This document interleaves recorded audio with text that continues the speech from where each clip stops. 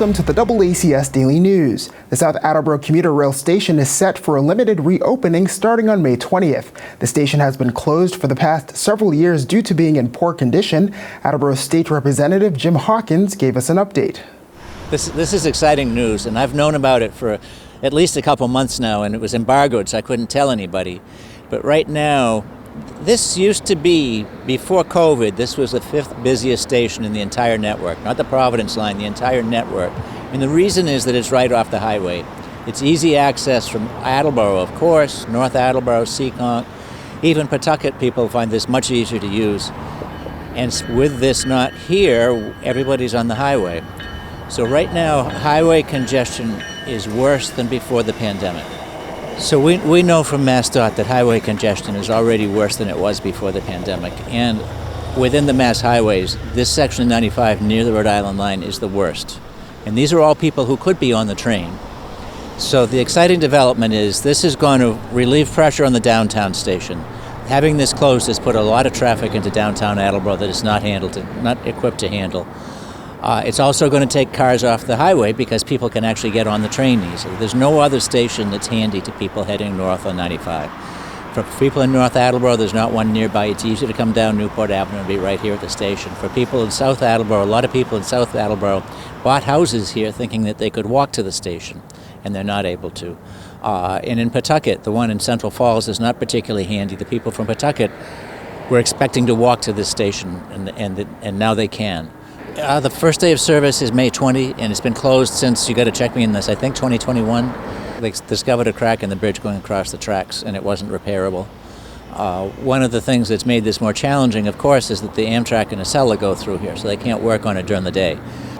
The benefit is that the Catenary is here for electric trains. So looking into the future, when they do electric trains, Hyde Park is the only other line that has this. So we'll be one of the first two lines to have electric trains, which means they'll operate much faster, much more efficiently.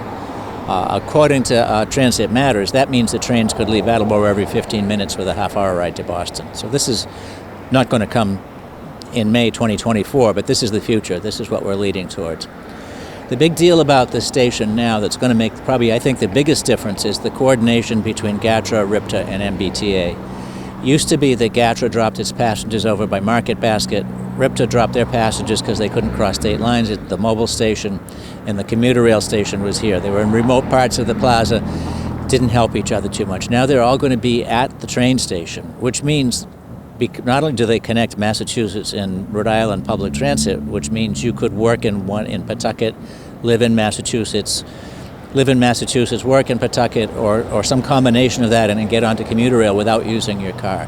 This is the link that makes regional transportation actually function the way it's supposed to, which means it can grow. So the hope is for people in Attleboro and the surrounding area is that they at some point will be able to just take a bus to the train station, never even use their car, which is way better than parking. So to have this open up, I think one of the questions is how are they doing it? And the answer is that they're just going to use the closest rail for both inbound and outbound trains. They'll just switch tracks further down. So it's a limited schedule. It's three trains going in the morning and 3 trains coming out in the afternoon.